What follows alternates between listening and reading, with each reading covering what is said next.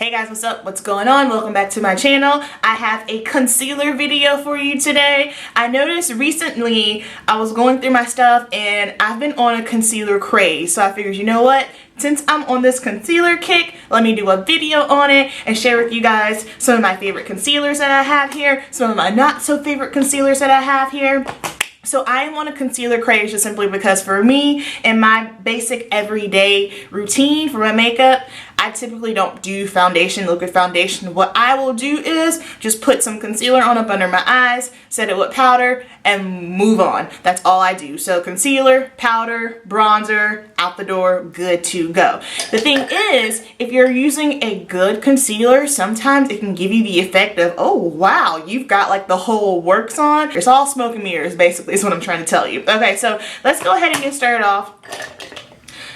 I have some drugstore, I have some high-end, I got a little bit of everything. Let's start off here because I feel like this is a concealer that everyone rants and raves about and I really just don't like it. I don't know, I'm just not into it. I've tried so many times to make myself like this concealer. This is the LA Girl Pro Concealer. The shade is in Fawn. I will say shout out to LA Girl for having so many shades in this. I mean, every single person, no matter how fair you are, how deep you are, you can find a shade that works for you. You can use these for highlighting and concealing. I think my big thing is I find that they can be a little patchy and a little bit drying in the under eye area. As far as me, everyday on the under eye area, I'm not a huge fan of this one, but again, preference. Everybody's different. Really quick guys, I just want to mention to you why I'm using a cosmetics wedge over a beauty sponge. Because I was doing a demo with so many different concealers, I didn't want everything to get mixed up using one beauty blender.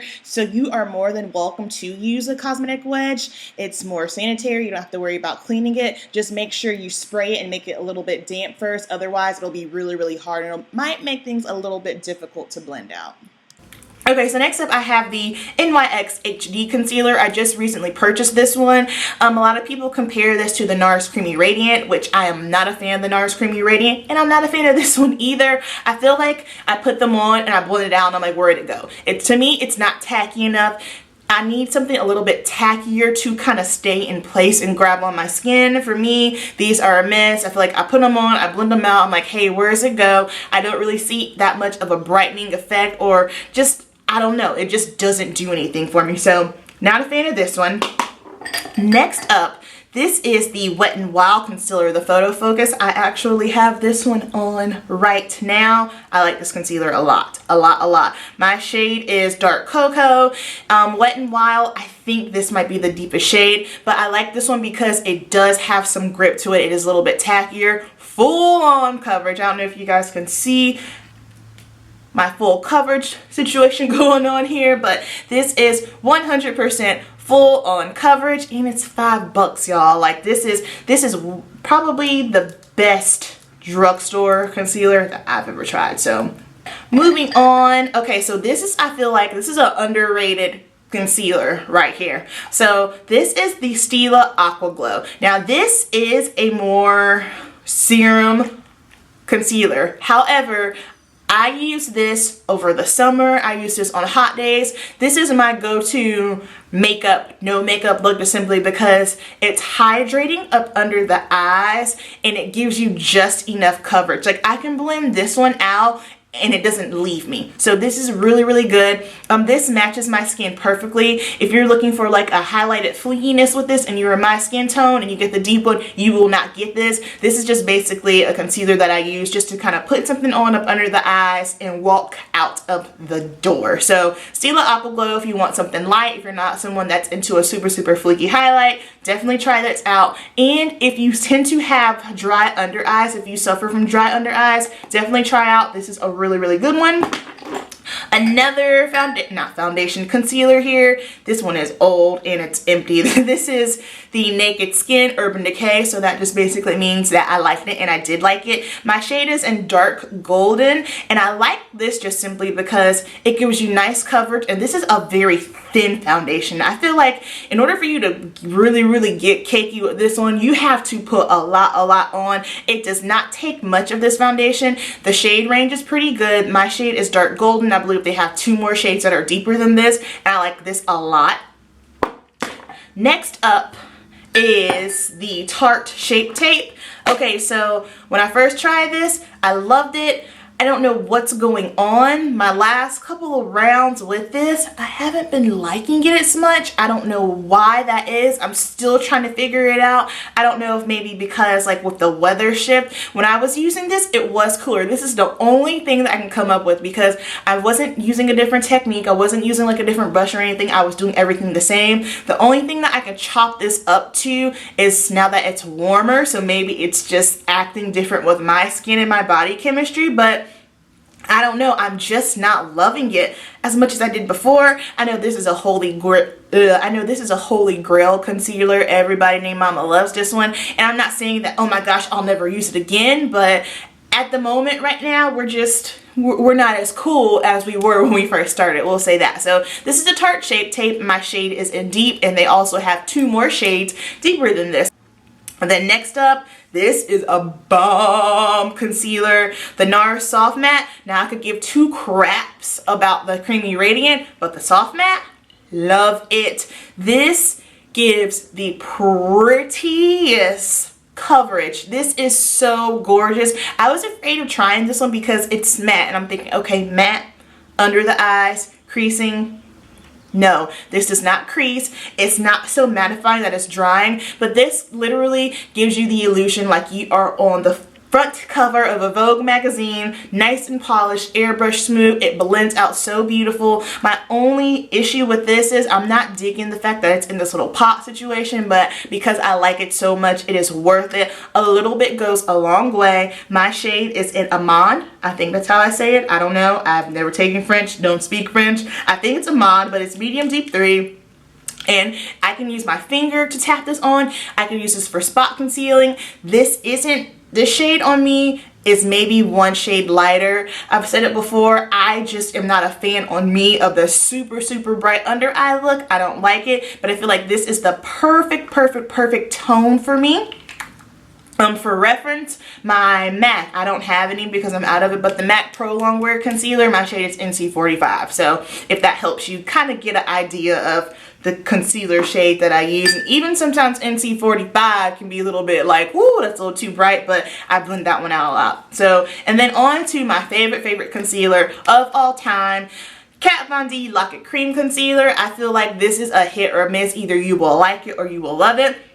And I really think this is going to really debate on your skin type. I feel like if you do have dry skin, you might not like this as much. This is a little bit of a thicker concealer, but because it is thicker, a little bit goes a long way. And I think the reason why I love this so much is because the pigmentation. The pigment of this is perfect on my skin. A little bit goes a long way. It blends out beautifully. I do not have any creasing. It stays in place.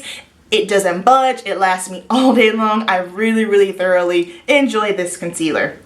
And then moving on to some concealers that I have here. These are concealers that I have in my client kit for work. And so I have these matte concealers here. I'm sure everybody has seen or used these before. You get these from the MAC store. And I like this because, as you can see, these are beat up. I do makeup at least twice a week at the salon, and right now I'm right in the thick of bridal season, so I never cleaned it from when I had my wedding this past weekend, but that's okay. So these are pretty beat up. I like these because I can mix, I can match, I can customize them.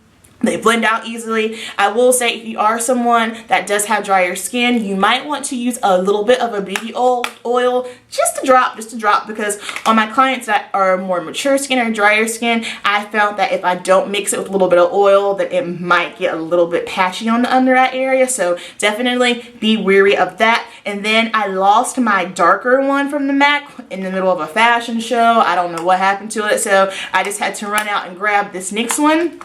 And again, this one will does the trick, but it is a little bit waxier in consistency, so I can make it work, but I have to really like blend it out. I need to go pick up another one from MAC in the darker shade, but it's a little bit taggier. Again, you might want to use oil for sure with this one, otherwise you might find that it's just a little bit harder to blend out. So That is the NYX concealer.